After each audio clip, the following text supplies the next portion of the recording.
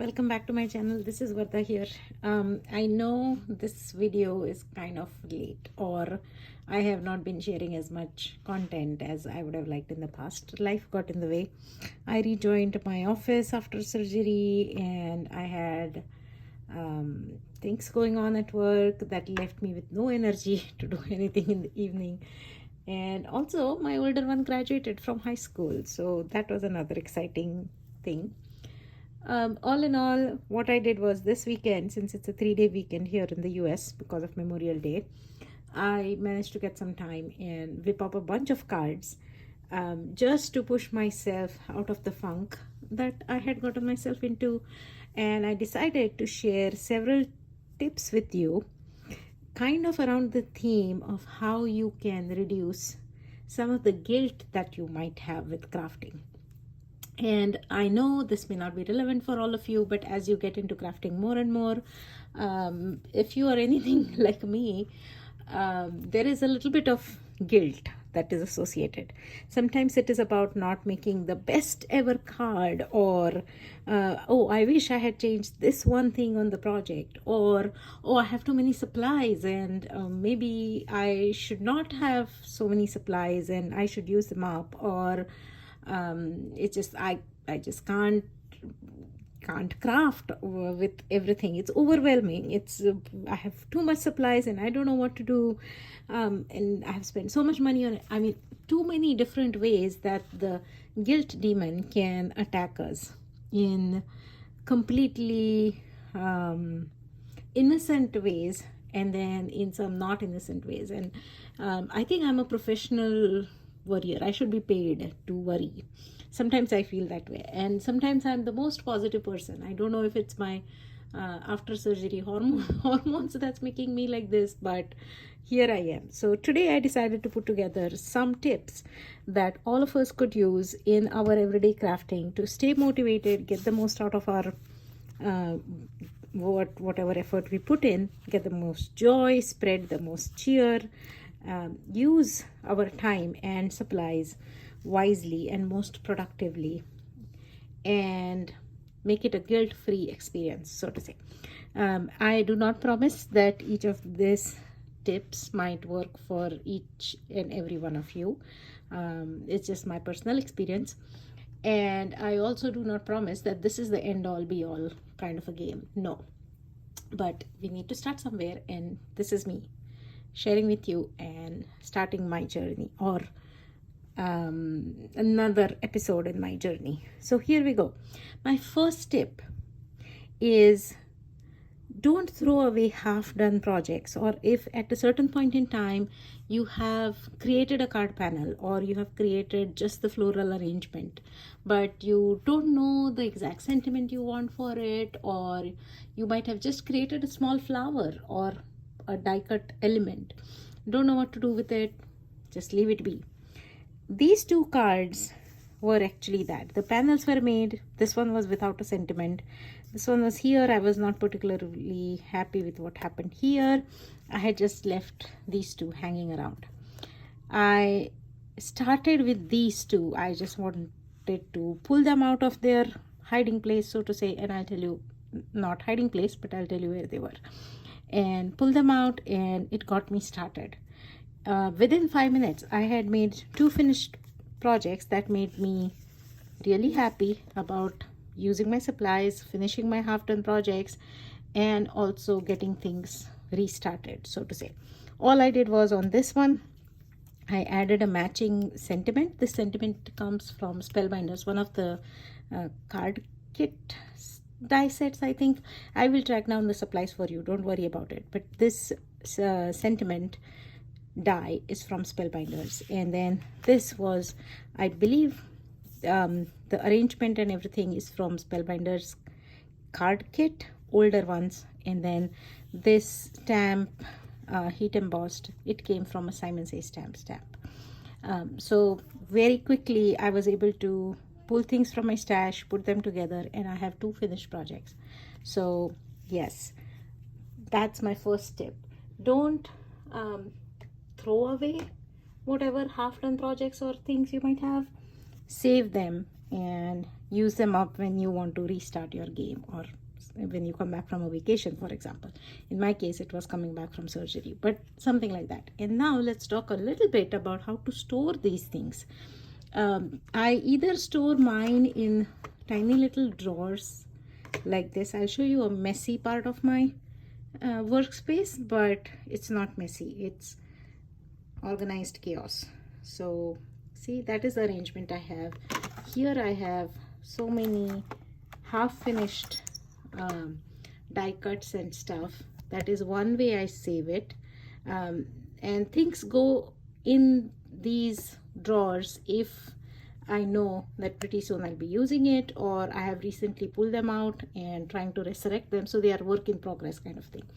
Another way how I save my really work in progress, like I know exactly in the next few days I'm going to work on this project, so it's this, my tiny little container bin in which I have my sentiments, die cuts and such that I've created. I am still in the zone of this color scheme, and these die cuts, so to say, I'm going to put them to use very soon. And the third way I save up things and even projects and stuff, I'll show you a smaller sample. So this journal binder, and there are bigger journals like this with Ziploc or zip containers.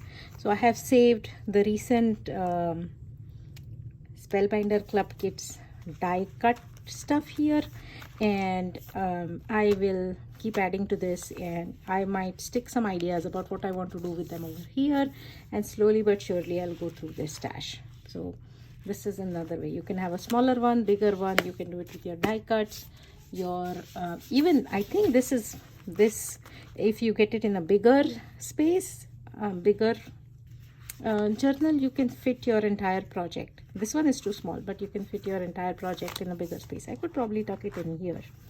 So very compact, and this storage system kind of works for me.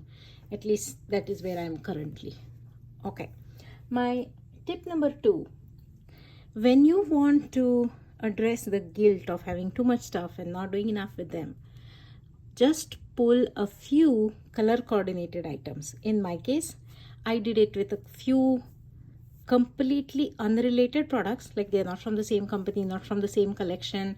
I don't even know whether they came in the same month. So they are, or they might have come in the same month, might be from the same company. That is not what I cared about at the time I pulled them. I only pulled them together because they kind of color coordinated and looked good together. I just limited myself to that color coordinated reason to pull them, and I pull them together, and I challenge myself to put something together.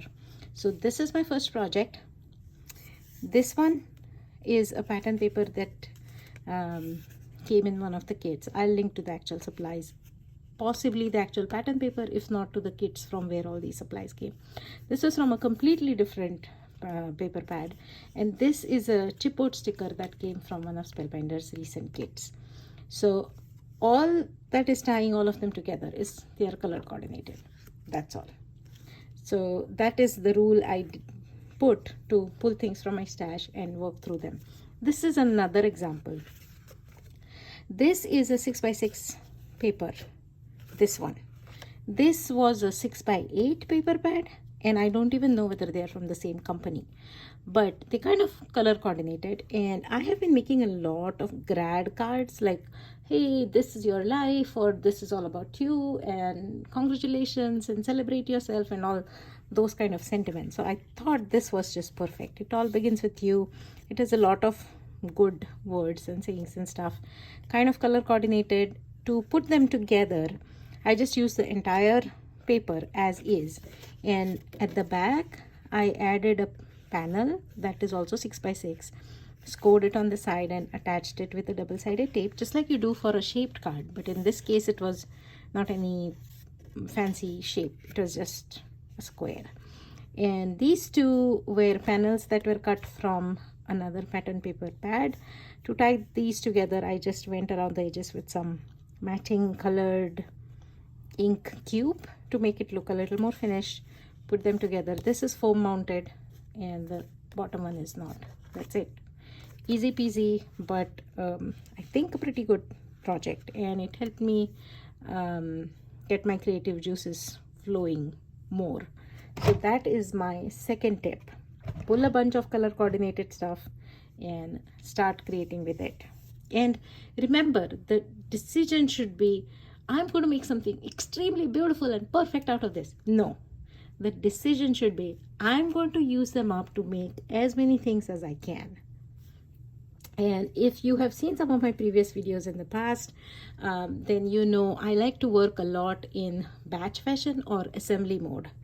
In, for example, these two, I just planned and I put them together. A lot of these, in fact, I just planned and I put them together in either Ziploc bags or some way, just stuck them together. I even used the same journal and tucked things in between. One day where I just did the planning, and the next day and I came and I worked through actually assembling these cards one by one. So yes, I'm using the word assembly in a different fashion. It's like a manufacturing plant, you know, they do one step with multiple things.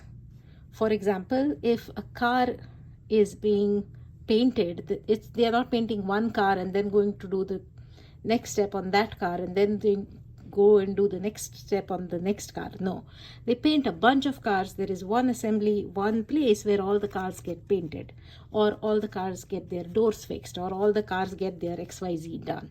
So do one step with many different projects, and that simplifies a lot of stuff. For me, planning always does that. I even go to the length of, if I'm creating die cuts, I go to the length of putting my die with the cardstock, putting my die with the cardstock and creating those bunches, and then doing entire die cutting all at once, just to speed up creation or get more out of whatever I'm doing. Okay, so that was second tip, to pull color coordinated stuff and decide to use them up. The third one tip on how you can use things up is, if you look at these pattern papers, again, they were kind of color coordinated. They came together from completely different collections or kits. These were some stickers I pulled together. This one was a sticker that has been sitting with me for the longest time. This is a die cut I made in matching colors, and I pulled this sticker, this pattern paper, this and this sticker from 3 different sets. The only thing that tied them together is their colors. And I made sure, because I wanted to use up my pattern paper stash, I covered the entire card front with as much of that pattern paper as possible and used the leftover strip on the inside. Just as a design element, also it ties the things together beautifully, and I'm not wasting anything. Another thing I decided to use up, and that was the card bases. I think I have had these card bases for years. Maybe around 2016, and I really challenged myself to get something out of them and get done with them. These are 4x6, so that's why even if these were 6x6 papers, I could use 4x6, like a large amount of that pattern paper sheet, and then the leftover I attached inside. So yes, that's another way of using lot of pattern paper. Cover the entire card front or make large panels of that pattern paper and cover as much as you can. If you are working with one cohesive or one single paper pad, it's so much more easier also, because then you can mix and match. You can probably do some design where you're adding strips or you're adding grid paper kind of a scenario with multiple different papers, but still you're creating multiple cards with that arrangement, and that way getting a lot more out of your pattern papers. So that's my third tip, to use up your pattern paper stash, make large panels or cover the entire front, add something on the inside. That way you can bring in more and more of that pattern paper and get good use out of it, instead of stashing bits and pieces of it as scrap. All right, let's go and look at the fourth tip. Card bases, sentiments are things that we use, but these are definitely things that can be made in bulk. like I showed you here, I have made die cut sentiments. I'm going to make more of these die cut sentiments in some common colors that I use. Here, white on blue, I have die cut and assembled. I also want to make white on black, black on white, gold on white, because these are the common ones I use. Make them in bulk and use them over and over. Card bases, make them in bulk, use them over and over. Personally, I want to challenge myself to make my own card bases with colored cardstock. I feel like I do a lot of white cards, or I do a lot of cards where I make the background with ink blending or watercoloring or things like that. But now I want to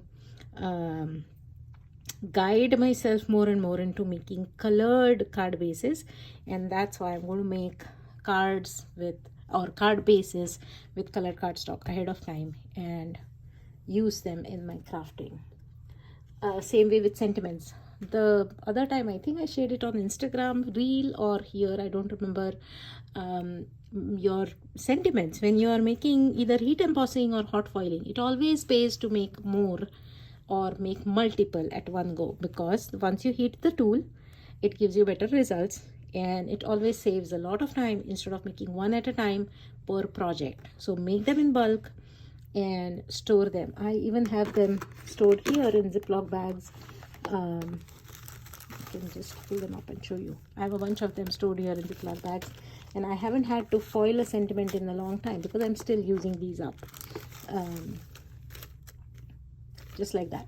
And it works great with Glimmer tool, because once heated, it gives you better results. Same thing with the heat gun. Once heated, it gives you better results. The way I do it, I pull up one or two sets, and I pick the sentiments which I know I will be using, and I just go through and heat emboss them or hot foil them multiple times, 3 or 4 times, and then I do mass die cutting of those sentiments and just store them and use them whenever or whatever the project I'm going with. Okay, let's come to the next card. This is a little more, it has a little more stuff than just combining pattern paper pieces and stickers. I did this die cutting. I'm in love with the zero waste something something die, cover die from Alter Enu. This is one of the leaves that I felt like it matched the style over here, and the sentiment came from Spellbinders, and these 3 dots also came from this cover die. I love it. I love the different shapes of leaves, and just decided to use that here. Again, I added this washi tape just like I've done on the outside, and the same pattern paper strip on the inside. Ended up using the entire sheet that I've hoarded for months at least. So that's a win. So that was my 4th tip. Make multiples, save them like I did with this birthday. Make multiples and save them like I did with this happy birthday of sentiments and card bases, common things. Tip number 5, don't throw away don't throw away the die cuts or stamped images or things that you have created. Save them in one of the ways that I showed here and then use them. This is something I used in my last project, and I made sure I used them here. This sentiment is again, this sentiment I made especially to match. So I didn't, this was not pre-die cut or anything. This was made to match. But this background here, this panel was sitting on my desk for I don't know how long, or sitting in one of the storage places for I don't know how long. I just ran it with my Alter Enu embossing folder and assembled this by putting it on a card base. So don't throw away stuff, save it. I even, when I plan my projects, I even save them in Ziploc bags together, so I know that's what is coming up. Let me show you a quick example.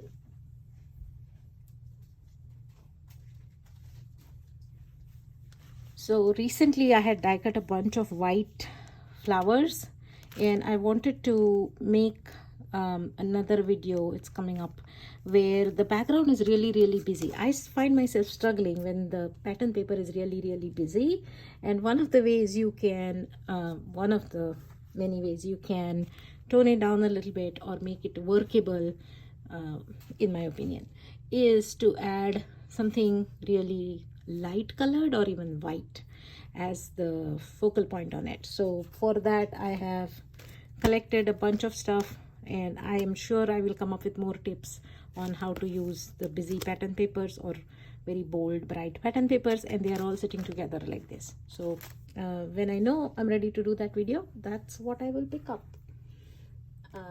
Waste not, want not. All right, tip number 6. This is big. When you are wanting to push your creativity, or when you are wanting to challenge yourself, one of the ways you can do it is limit the amount of supplies, like I did here. I just pulled a few random pieces, supposedly random, but they were still coordinated in some way, and I challenged myself to make use of as much of it as possible. These panels, 1, 2, 3, and I showed one more of this panel earlier, I think.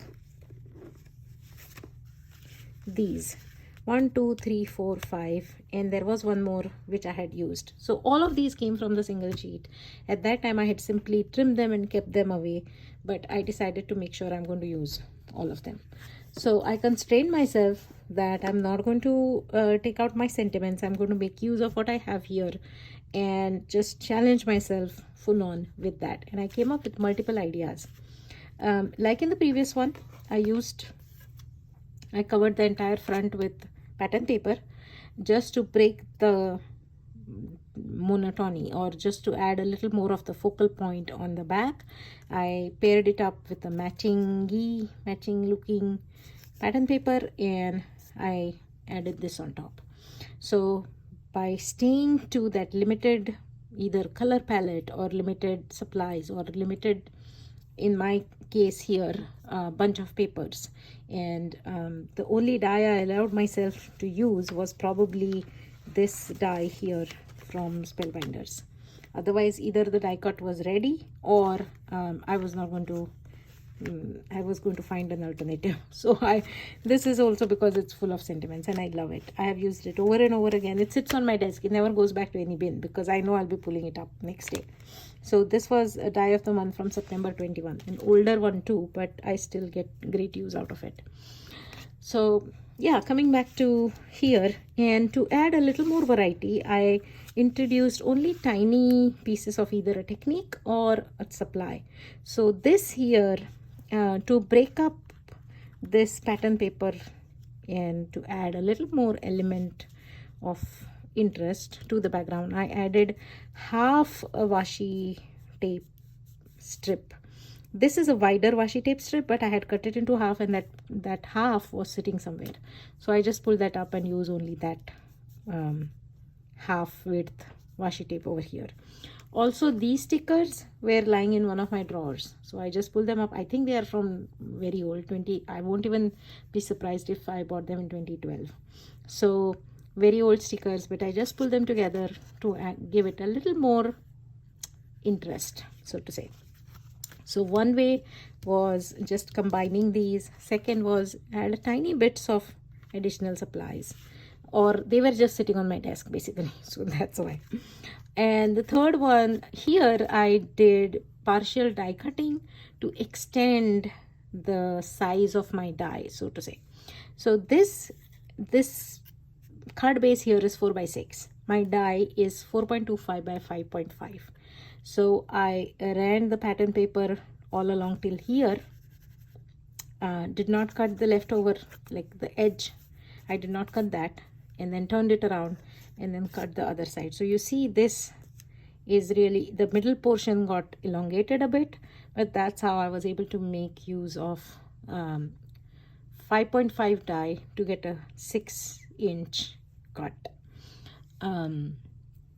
So you can do that with pretty much any symmetrical die, like rectangle or square, or even the arches one that has, like, the middle portion is not really arched, say oval or something like that. So you can stretch your supplies by partially cutting on one side and then going from the other side the other way. I might demonstrate that in some other video if I remember, but I think it's pretty straightforward. For this one, I actually did something a little bit different. I didn't have a die that fit exactly this, so I used a larger die. I cut only like this. Let me show you.